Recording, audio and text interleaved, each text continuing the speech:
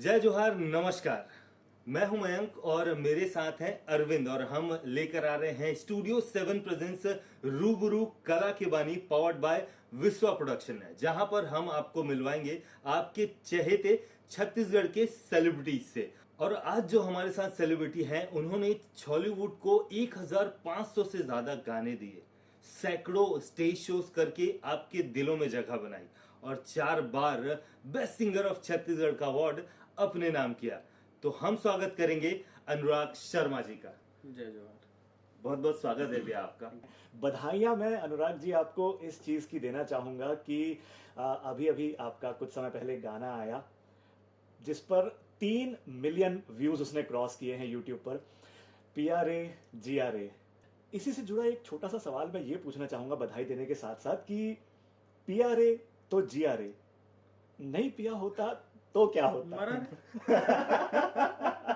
पिया रे तो जिया रे, पिया रे तो मरा रे। पिया रे तो मरा रे, अरे बाप रे। जिया मरना ही दोनों तो- ही कंडीशन में मरना तय है। दोनों में पिया का वो अलग है ना। पिया रे तो जिया रे, पिया रे तो मरा रे। तो वो आपके ऊपर है कि आपको उस पिया के साथ जीना है या इस पिया के साथ मरना है, वो आपके करना क्या है, interest पे मतलब बिल्कुल आपके ऊपर है। बहुत बहुत बधाई आपको एक बार फिर से। और आप मेरा इशारा तो समझ ही गए होंगे कि इस खूबसूरत गाने की, इस खूबसूरत नगमे की 2 लाइंस हम सुनना चाह रहे हैं और हमारे दर्शक भी जरूर सुनना चाहेंगे। जरूर। पिया रे जिया रे, तोरे बिना लागे ना।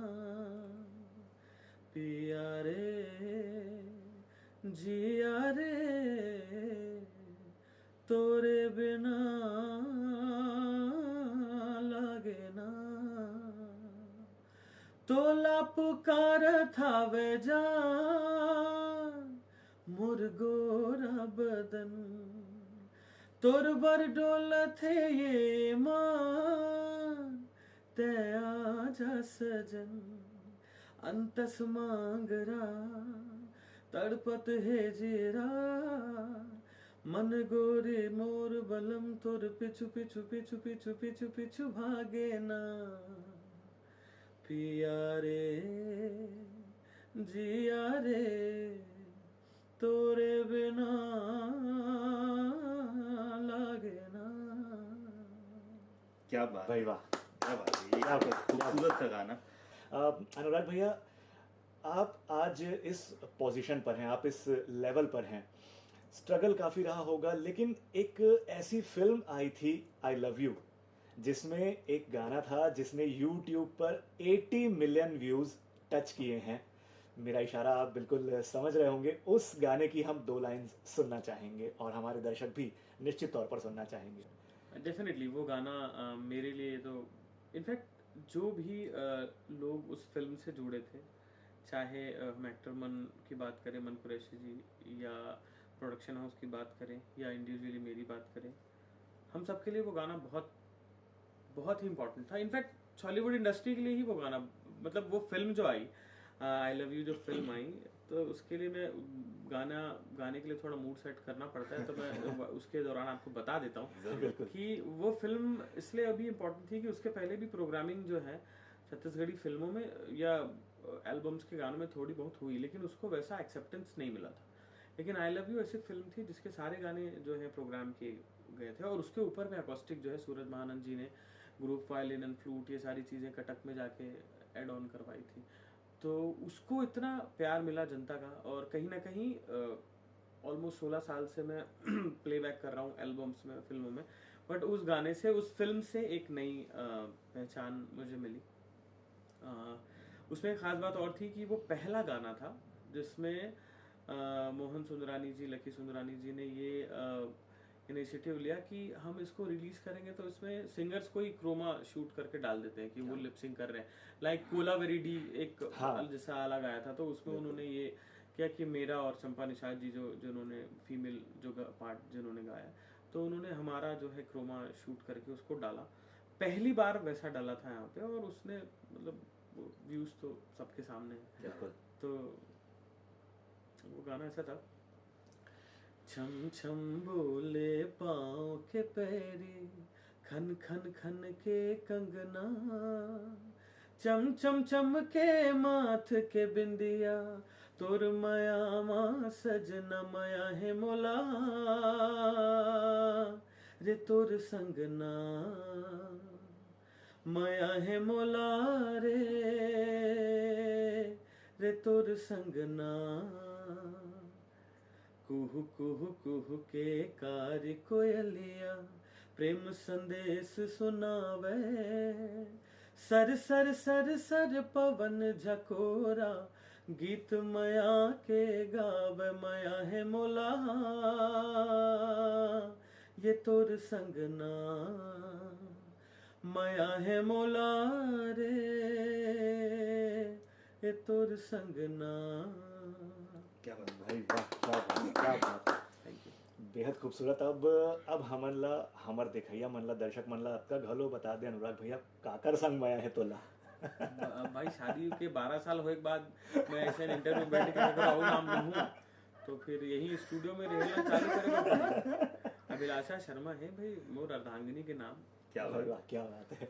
ये तो एक डर की बात हो गई, बहुत अच्छी चीज थी। लेकिन आगे मैं जो पूछना चाह रहा था, क्यूरियोसिटी मेरे अंदर इस बात की ज्यादा थी कि अब इतना जो आपने सफर कर लिया, इतने सारे गाने, इतने सारे स्टेज शो, इतने लोगों से मिलना जुलना, ये शुरुआत कैसे हुई? कैसे आपको ये लग गया कि मुझे सिंगर बनना चाहिए?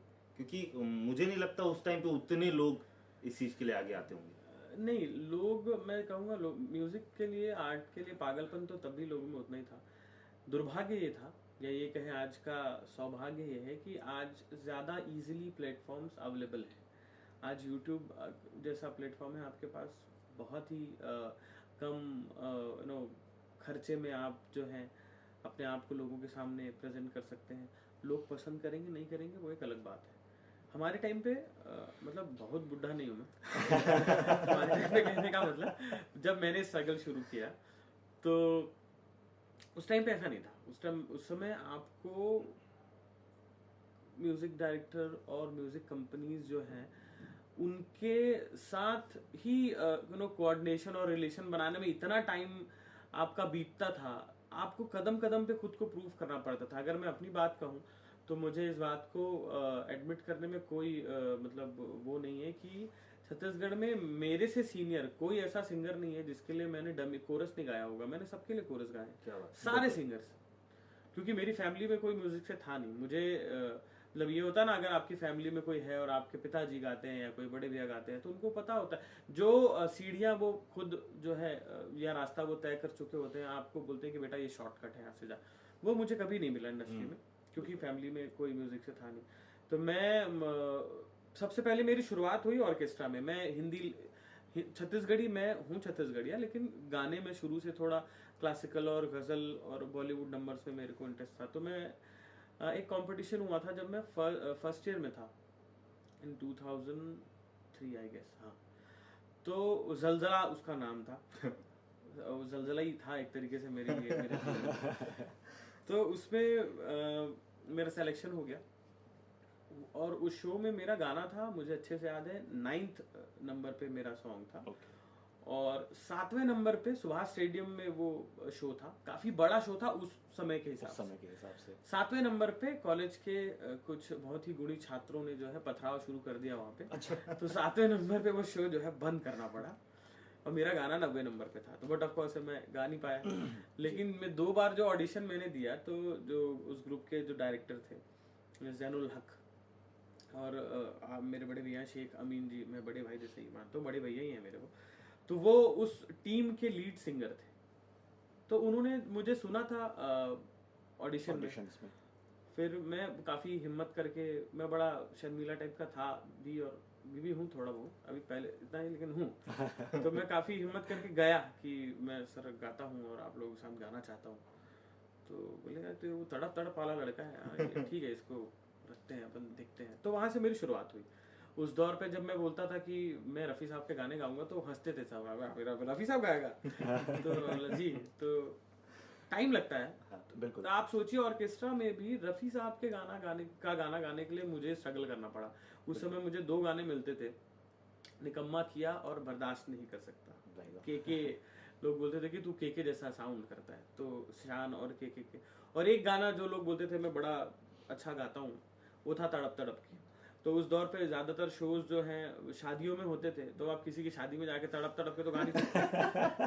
तो ये 2 गाने मुझे मिलते थे। काफी स्ट्रगल करने के बाद, सुन सुन के सीखने के बाद धीरे धीरे ऐसा हुआ कि सोनू निगम जी के गाने, फिर रफ़ी साहब के गाने, इससे मैं इसके लिए भी मुझे स्ट्रगल करना पड़ा। आजकल तो बच्चे सीधा अपना गाना गा के यूट्यूब में डाल सकते हैं, उनके पास वो सुविधा है। तो वहां से फिर मेरी मुलाकात हुई जो म्यूजिशियंस जो हैं यहाँ के काफी सीनियर, सूरज महानंद जी हैं, बब्बी भैया हैं, और सिराज भाई, अभी उनका इंतकाल हुआ थोड़े दिनों पहले। तो मैं इनके ऑर्केस्ट्रा में मैं इनके संपर्क में आया। फिर वहां से मैं स्टूडियो जब आया, तो स्टूडियो में भी मुझे नहीं पता कि मैंने कितने गानों में कोरस गाया होगा, अनगिनत गानों में। फिर सार्थक स्टूडियो खुला, जो उड़ीसा का काफी बड़ा ब्रांड आज भी है, उनका अब तो चैनल है काफी बड़ा। तो उनकी एक ब्रांच खुली जवाहर नगर में, सार्थक स्टूडियो। तो वहां पे मैं परमानेंट डमी सिंगर के तौर पे उन्होंने मुझे हायर किया। डमी सिंगर भी क्या होता है पहले? हाँ, एक दिन में उस टाइम पे 8 गाने बनते थे, और गांव-गांव से लोग आते थे गाने। अब दिन में 8 गाना बनाना है, तो जो गांव से आए हैं वो उतने प्रोफेशनल तो नहीं होते थे ना। बिल्कुल। तो अगर वो गाएंगे डमी, तो 8 गाना होगा नहीं। तो मैं एक दिन पहले उनकी कंपोजिशन समझता था जाके उनके पास, 8 गाने। और नेक्स्ट डे जो है, लाइक जॉब जैसे होता है ना, तो 10:30 बजे स्टूडियो में घुसे और रात तक 8 गाने का मुझे डमी गाना है। तो मैं कोशिश करता था कि वो डमी ऐसा गाऊं कि उनको पसंद आए, और फिर वो उस डमी में ही कोई फाइनल गाना मुझे मिले। बिल्कुल। तो बहुत से प्रोजेक्ट में डमी गाने के बाद 8 गाने का पूरा एक एल्बम है। तो फिर प्रोड्यूसर को लगता था या डायरेक्टर को लगता था कि यार ये गाना, ये लड़का अच्छा गाया है, तो इसको इसी से गवा लेते हैं। बिल्कुल। तो ऐसा करके एक गाना, फिर कई 2-4 प्रोजेक्ट में कोई एक गाना मुझे मिला। कई बार ऐसा हुआ कि उनको लगा कि ये अच्छा गाएगा, तो उन्होंने मुझसे गवा भी लिया। बाद में उनको लगा कि यार नाम नहीं है इसका, नया है, तो एक काम करते हैं किसी रिनाउंड से ही गवा लेते हैं। तो मेरे गाने के बाद फिर से वो किसी और नॉन सिंगर से गवाया गया। काफी बार ऐसा हुआ, बिल्कुल। नॉन सिंगर से गवाया गया। तो यही है कि ओवरनाइट मेरे साथ कुछ भी नहीं हुआ। मैंने काफी मेहनत तो नहीं कहूंगा, स्ट्रगल कह सकते हैं, जो एकदम स्टेप बाय स्टेप होता है। तो इसीलिए मैं आज ईश्वर की कृपा से मेरा अपना स्टूडियो है, एक सेटअप है। बिल्कुल। अपना एक यूट्यूब चैनल है ARS स्टूडियो के नाम से, जिसमें हम अभी नए गाने जो हैं प्रोड्यूस कर रहे हैं हम जी। तो आज जब कोई आता है न्यू कमर, तो मैं उसको जरूर ये बोलता हूँ कि आप लोगों को ये सुविधा मिल रही है, ये बहुत ईश्वरीय वरदान है। तो इसको समझिए कि बहुत इजीली आपको ये नेम फेम मिल रहा है, तो थोड़ा सीखिए भी, थोड़ा मेहनत भी करिए। बिल्कुल। या पहला गाना मतलब जो आपका रहा होगा, जो रिलीज हुआ, चाहे वो सीडीज का शायद उस समय जमाना था, वो कौन सा गाना था और मतलब कैसे वो मिला आपको? मुझे अच्छे से याद है, पहला गाना वो था, वही मैं थोड़ा बताया ना, हिंदी स्टाइल में गाता था। एक गाना था, टूरी अनारकली नाम था उसका, उस गाने का। और सूरज महानंद जी उसके अरेंजर थे उस गाने के। उस टाइम पे 8 गाने में, जैसे मैंने बताया, 8 गाने एक दिन में बनते थे। तो ये थोड़ा मॉडर्न टाइप का गाना था एकदम। तोर नखरा हजार अनारकली, ऐसा थोड़ा मॉडर्न टाइप का था। क्या बात है। पहला गाना था मेरा। ये आपने पहली बार ही रिकॉर्ड किया था या बहुत सारे आप कर चुके थे? नहीं, पहला गाना। पहला गाना जो मैंने स्टूडियो में गाया छत्तीसगढ़ी एल्बम में, वो यही था। क्या बात। और उस टाइम पे ऐसे पान ठेला जो होता है ना, पान ठेले में और सीडी की दुकानों में ऐसे पोस्टर्स लगते थे। तो वो पहला गाना था जिसमें मेरा छोटा सा ऐसा फोटो था, और नाम ऐसा देख के उस समय लगता था कि अरे वाह यार, ये अब जो है तो ये पहला गाना था। तो टूरी अनारकली उसका नाम था। क्या बात। सूरज महानंद जी एक्चुअली बहुत काफी, मतलब मैं आज जो भी हूँ, जो लोग जानते हैं, सूरज भैया का बहुत उसमें उनका विशेष योगदान रहा है। मेरा पहला गाना उन्होंने गवाया, 80 मिलियन जो गाना है वो सूरज भैया ने गवाया। बिल्कुल। तो एक चीज अच्छी रही कि जो मेरे सीनियर्स हैं उनका आशीर्वाद मुझे मिला। श्याम सारथी जी हैं, मैं कह सकता हूँ कि आज जो भी मुझे म्यूजिक में थोड़ा बहुत, प्लेबैक सिंगिंग में जो थोड़ा बहुत पता है, जी। वो उनकी कंपोजिशंस गा गा के पता है। क्या उनकी बात। कंपोजिशंस अद्भुत, वो क्लास होती थी। मैं 8-8 घंटे एक गाने को गाया हूँ स्टूडियो में, वाओ। वाह 8-8 घंटे। और 8 घंटा गाने के बाद वो बोलते थे कि चल आज का हो गया, देखते हैं इसको री रिकॉर्ड करेंगे तो शायद तो 8-8 घंटे और 2-2 3-3 दिन ऐसा भी उनको बड़ा मजा आता है, मतलब स्टूडियो में रहना ही, मतलब बिल्कुल वो फील है। हाँ, तो वो अच्छा गाया। कल करते हैं तो और बेहतर होगा। बेहतर। तो मेरे अंदर भी वो था, तो कि बिल्कुल। साला जब तक ये बोलेगा नहीं कि अच्छा नहीं गाया तब तक तो गाते रहो। गाते रहूंगा तो ये छोड़ appreciated। गाते- बिल्कुल है, काबिले तारीफ कहना ये चीज़ होगा। आठ और आठ घंटे में गाया हूँ गाने। आजकल तो मैं देखता हूँ 1 घंटे में लोग इरिटेट हो जाते हैं, मतलब हाँ। आप एक लाइन अगर 4 बार किसी को थोड़ा बता दो हाँ तो वैसे ही तो गा रहा हूँ। हाँ तो वो एक चीज तो आजकल वो ऑटो ट्यून का जमाना ज्यादा आ गया। उसके बारे में कुछ नहीं कहे तो एक्चुअली जितनी सुविधाएं आपको मिलती जाती है ना, आप, वो लोग बोलते हैं ना कि आप, पहले लोग साइकिल में घुमा करते थे हाँ और जो है घर आके आराम करते थे। अभी लोगों के पास टाइम ही नहीं है तो वो पैसे दे के जिम में जाके साइकिल चलाते हैं। बिल्कुल तो यही स्थिति, अब चला तो साइकिल दोनों जगह रहे हो, दोनों जगह। जो नहीं चला रहा है वो चल नहीं पा रहा है। सही बात। बिल्कुल है। और अनुराग भैया, जिम वाली जो बात आपने बोली, मयंक आपने इंट्रोडक्शन के दौरान ये पॉइंट छोड़ दिया। शायद बहुत कम लोगों को पता होगा कि अनुराग भैया जो हैं वो जिम भी जाते हैं। ओह माय गॉड, माशाल्लाह देखिए मैं ये जानना चाह रहा उनकी हूँ पर्सनैलिटी देखिए। पर्सनालिटी, जिम और गाने का क्या मतलब कोई संबंध है कुछ? अगर देखिए जिम का किस चीज के साथ संबंध नहीं है अच्छा। भैया। अगर आप योगा कहें, मैं इसलिए जिम नहीं जाता था कि मैं अच्छा गाऊं, लेकिन अगर आप में स्ट्रेंथ है तो डेफिनेटली आप ज्यादा बेहतर गाएंगे ना। फिट रहना तो हर चीज के लिए जरूरी है, वो गाना बजाना हो या नाचना हो, कुछ भी हो। मैंने इसी चक्कर में आज तक नहीं गाया, जिम जाना पड़ेगा। और आपको मैं एक बहुत खास बात बताता हूँ, आप ये बात निकल गई है तो, पुराने जमाने में जितने बड़े क्लासिकल सिंगर हुए हैं वो सारे पहलवान हुआ करते थे, सारे लगभग, मतलब वो स्पेशलिटी थी। भाई वाह। गाना अगर आपको हाँ। गाना है तो स्ट्रेंथ बढ़ाने के नहीं लिए नहीं, पहलवान- ऐसा नहीं है कि गाना गाना है तो आपको वो करना पड़ेगा। वो पैरेलल था, ओके। पहलवान हुआ करते थे। अब बहुत नाम मैं इसलिए एकदम से नहीं ले रहा हूँ क्योंकि अब कहीं गड़बड़ हो गया तो गालियां देंगे लोग नाम में, लेकिन बहुत से ऐसे बड़े बड़े उस्ताद हुए हैं बिल्कुल। जो बकायदा कुश्ती और ये जो है पहलवानी करते थे। वाह। तो डेफिनेटली अखाड़ा था अभी जी में। एक बात मैं आपसे ये जानना चाहूंगा अनुराग भैया कि इतने सारे गाने आपने गाए हैं, स्टूडियो में रिकॉर्डिंग, बहुत सारे लाइव शोज, कोई ऐसा ऑकवर्ड मोमेंट कभी कभार हो जाता है कि स्टेज पे कुछ थोड़ा ऑकवर्ड सा हो गया, या स्टूडियो में रिकॉर्ड कर रहे हैं कुछ ऑकवर्ड सा हो गया, स्टेज में गा रहे हैं, माइक हाथ में है, बत्ती गुल हो गई, पावर कट हो गया, ऐसा कुछ फनी मोमेंट या ऑकवर्ड मोमेंट आपके साथ कभी घटा हो? बहुत सारे बहुत सारे इनफैक्ट मैं जाना चाहता हूँ इसके लिए छत्तीसगढ़ इंडस्ट्री। जो मेरे एक फ्रेंड है नीरज वर्मा, जो सुंदरानी वीडियो वर्ल्ड के जो है रिकॉर्डिस्ट हैं जी। वो डायरेक्टर भी हैं, उन्होंने एक फिल्म डायरेक्ट की। वो हमेशा बोलते हैं अगर आज मैं उनको कुछ बोलूंगा अरे ऐसे से हो गया ऐसा करके तो कुछ नया बताना महाराज, तो मेरे लिए तो लगे नहीं थे ऐसा करके? सबसे awkward एक से moment एक आइटम, आपको एक से एक आइटम होता है, मतलब कुछ कुछ चीजें तो मैं बता भी नहीं सकता यहाँ पे क्योंकि वो मतलब मेरे लिए तो मतलब वो इतना ज्यादा हो चुका है कि अब मैंने अपोज करना छोड़ दिया। सच बता रहा हूँ।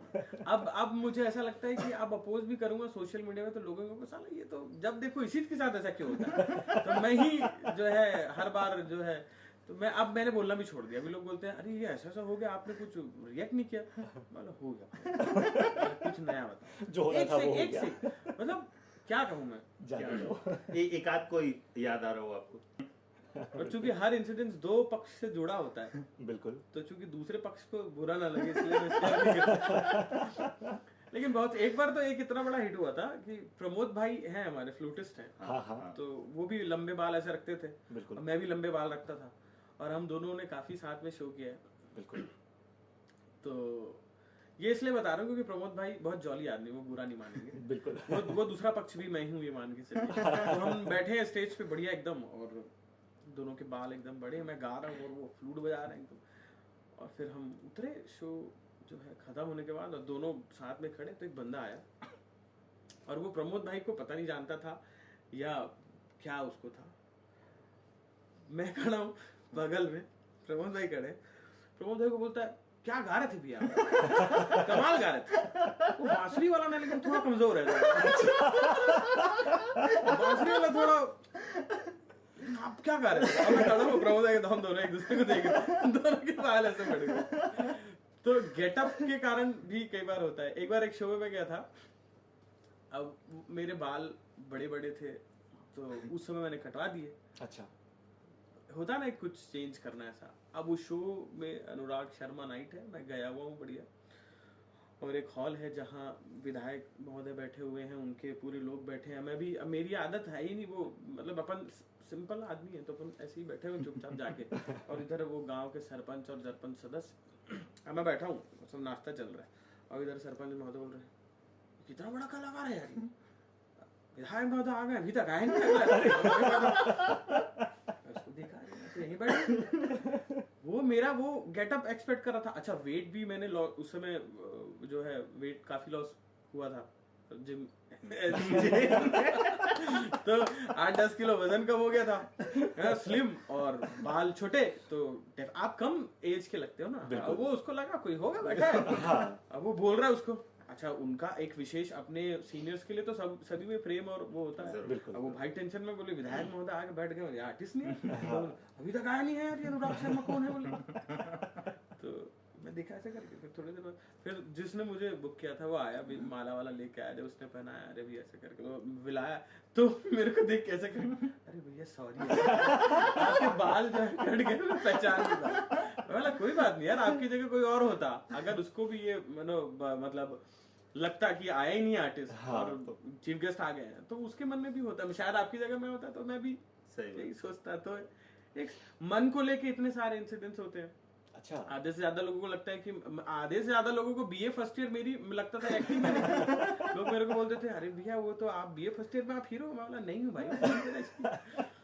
मेरा यही सवाल अगला था आपके लिए कि मतलब इतने सारे आपने गाने गाए, बॉलीवुड से एक्टिंग के लिए ऑफर्स तो जरूर आए होंगे, क्या अभी तक ऐसा कुछ अब आज से 2 साल पहले था कि नहीं करना ही नहीं है, नहीं हो पाएगा। हाँ। अब एक ट्राई तो करूंगा, हाँ, किसी किसी गाने में या हाँ, जो जैसा मौका मिल जाए। लेकिन फिल्मों की जहां तक बात करूं, 1-2 फिल्मों के लिए लोगों ने अप्रोच किया, लेकिन मुद्दा क्या है कि एक्टिंग नहीं आती है, लेकिन ये तो पता है ना कि क्या सलीका होता है काम करने का। बिल्कुल। तो मैं सिंगर हूँ, मैंने सारी जिंदगी सिंगिंग को अपना टाइम दिया है। बिल्कुल। तो अगर आप एक कमजोर गाना लेके आएंगे तो मैं शायद अपने एक्सपीरियंस से उसको थोड़ा खूबसूरत कर दूंगा। क्या बात। बिल्कुल। लेकिन एक्टिंग में मुझ में इतना पोटेंशियल नहीं है ना, क्योंकि मैंने कभी किया ही नहीं है।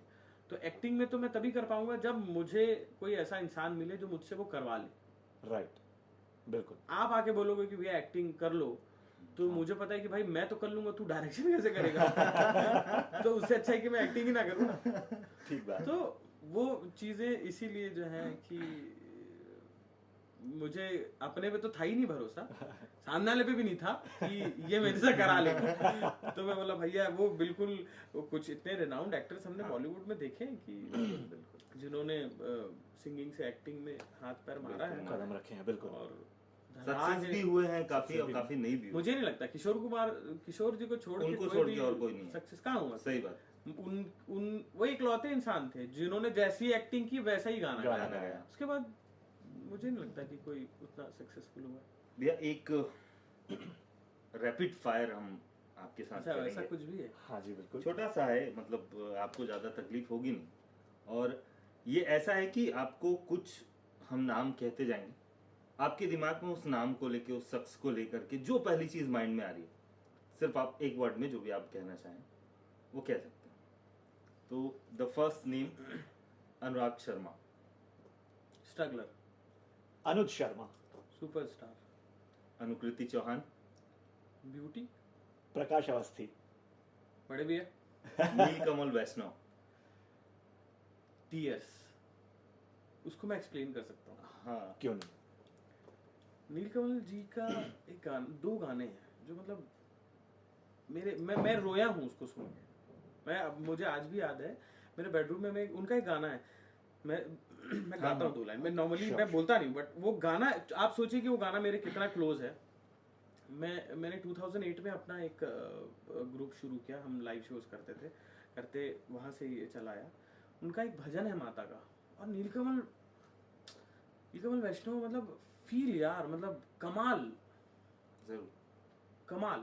बिल्कुल। उनका एक गाना है, तोर घर के अंगना मदाई जवाबोए हाँ माता, तोर घर के अंगना मदाई जवाबोए हाँ माता, चंपा चमेली मोगरा हार हो, चंपा चमेली मोगरा हार के ये मुर्दाई जगमग लागथे अंजूर, क्या बात। के ये महामाया जगमग लागथे अंजूर। भाई तो जब आपने उनका नाम लिया, मुझे वो आंसू इसलिए याद आए क्योंकि ऐसा बहुत कम होता है कि आप किसी को सुन रहे हो और आपके आंख से आंसू। इसका अरेंजमेंट भी इतना बढ़िया हुआ है, जो म्यूजिक इसमें बजा है,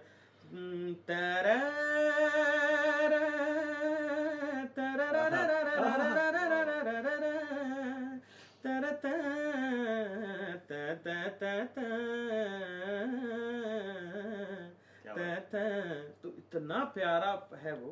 तो इसलिए मैंने ऐसे नीलकमल जी जो है, उनके लिए सोनू निगम बोल सकते हैं वाह छत्तीसगढ़ में। वाह, क्या बात है, क्या क्या बात है ये। उनको सारे लोग बोलते ही हैं, बोलते ही। छत्तीसगढ़ का सोनू निगम, और बिल्कुल। गोरे चिट्टे खूबसूरत। उनके साथ मैंने भी शो किया, बहुत मजा भी आया था। वो एकदम जॉली है, मतलब सबको ऐसा भाई हो। मैं उनके गाने में कोरस करने गया था, तो मुझसे वो नहीं मिले, मैं उनसे मिला हूँ। मैं काफी पहले की बात कर रहा हूँ, 14-15 साल पहले। शायद हमको भी उतना नहीं जानते होंगे हम लोग। मैं भी काफी छोटा था जब उनके साथ। और जब मैं रेगुलर स्टूडियो जाने लगा, तो उनका इधर आना थोड़ा कम हो गया। अब वो शायद हाँ। बिलासपुर में कहीं रिकॉर्ड कराते हो, या कटक में, जहाँ भी। तो ऐसा बहुत कम हुआ है कि हम मिले। बट मुझे उनका सिंगिंग स्टाइल बहुत पसंद है। क्या बात है। आपके इतने सारे गाने, आपके फेवरेट टॉप 5 जो आपने गाए, टॉप 5 जो आपको लगते हैं? ये भी थोड़ा सा, बहुत सारे गाने हैं, और एक्चुअली इसमें भी पंगा है ना। म्यूजिक डायरेक्टर नाराज में, छोड़ो, मेरा ही गाना, मैं क्या बोलूं कि जो आपको पसंद हो, आपको एक्चुअली जो वो अच्छा टॉप लगता है। 5 आना बाकी है। ओह वाह, ये जवाब बहुत 5 अच्छा गाने है। बहुत आना बहुत बाकी बढ़िया। है। ये टॉप बहुत 5 बढ़िया। भैया ने बोला भी था कि स्ट्रगलर टॉप 5 1500 गाने Music छत्तीसगढ़ को देने के बाद। म्यूजिक अपने आप में स्ट्रगल है यार। जरूर, ये स्ट्रगल तो है, जर्नी है, ऐसा हम कह सकते हैं। बिल्कुल। तो चलिए, आपने तो बोल दिया कि अभी 5 जो आपके गाने डेफिनेटली favorite मेरे वाले 5 बेस्ट, अभी तो मैंने स्टार्ट किया है। क्या डायलॉग था उसका? डेफिनेटली मेरे 5 आने अभी बेस्ट बाकी है, डेफिनेटली। कुछ मोटिवेटिंग लाइंस जो स्ट्रगल कर रहे हैं अपनी लाइफ में, उनके लिए। नए सिंगर्स। अब आप इसको मोटिवेशन के तौर पे ले या डिप्रेशन के तौर पे, कि मैं आज भी स्ट्रगल कर रहा हूँ 16 साल में, तो आपको भी करना चाहिए। क्या बात है। तो मोटिवेशन ही है। आप स्ट्रगल क्या है? आप कोशिश कर रहे हैं कि नए नए गाने बनाएं जो लोगों को पसंद आए, अलग अलग टाइम में, बिल्कुल। और प्रैक्टिस करिए, गाते रहिए। मतलब मेरा कहने का मतलब ये है कि स्ट्रगल ये कोई बुरी चीज नहीं है, बिल्कुल। यही मोटिवेशन।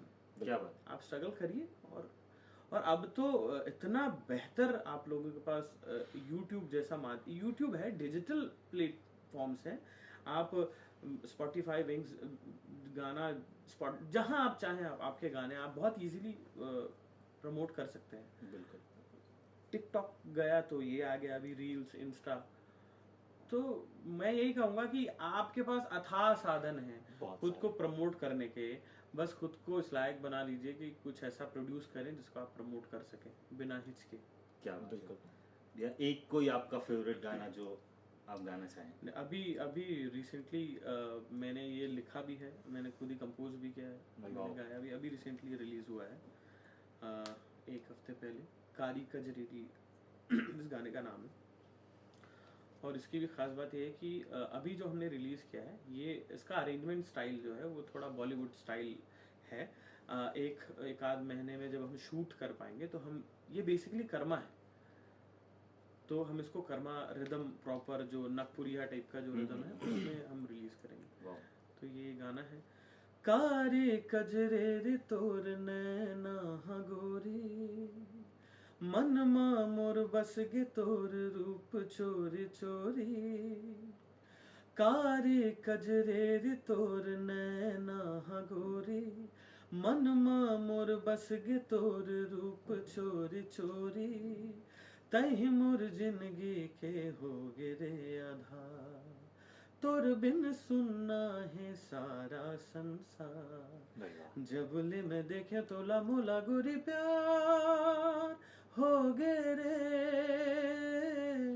प्यार हो गे रे कारी कजरेरी तोर नैना गोरी मन मा मोर बस गे तोर रूप चोरी चोरी। क्या बात है, क्या क्या बात बात है। तो बहुत सुंदर। बहुत बहुत धन्यवाद भैया आपका, आपने Thank you so much. समय निकाला समय हमारे निकाला। लिए। और डेफिनेटली जो यंगस्टर्स हैं वो प्रभावित हैं आपसे। और एक जो बात आपने कही है कि स्ट्रगल आप आज भी कर रहे हैं तो उन्हें भी करना चाहिए, ये बहुत इंस्पिरेशन होगा लोगों के लिए। और हम ये उम्मीद करेंगे कि हमें और आपकी तरफ से बहुत सारे गाने सुनने को मिलते मैंने रहे। तो बताया मेरा टॉप 5 बाकी है। वाह, बाकी है। बस तो उसका इंतजार हमें। मेरा टॉप 5 लाने के लिए 500 गाने तो वर्स्ट केस सिनेरियो 500 कम है यार, एक दो हजार गाने जरूर। करूंगा शायद, तब 5 अच्छे बेस्ट गाने निकल के आएंगे। निकलेंगे। बाप रे बाप, तो क्या बात। बस आप लोग भी दुआ करें कि बिल्कुल जरूर जरूर जरूर। उतना पैसा मेरे पास खुद भी हो और उतने प्रोड्यूसर भी मुझे मिले कि मैं 1,500 गाने बना पाऊँ। Thank you so much. Thank you so much Anurag भैया, बहुत बहुत धन्यवाद आपका। तो ये थे हमारे साथ छत्तीसगढ़ के जाने माने सिंगर अनुराग शर्मा जी। और ऐसे ही और भी सेलिब्रिटीज को हम आप सभी के सामने रूबरू में लेकर आते रहेंगे। तो आज के लिए बस इतना ही, बहुत बहुत धन्यवाद। और अगर अच्छा लगे तो लाइक कीजिए, शेयर कीजिए और सब्सक्राइब कीजिए हमारे चैनल को। विदा लेने से पहले हम धन्यवाद देना चाहेंगे स्टूडियो 7 का, विश्वा प्रोडक्शंस का, जिस चैनल पर आप इस वीडियो को देख रहे हैं। और मैं आप सभी को बता दूं कि हमारे साथ कैमरा पर थे भूपेश और मेहुल साहू, तो इनका भी हम बहुत बहुत धन्यवाद देना चाहेंगे। Thank you so much for joining us, thank you so much.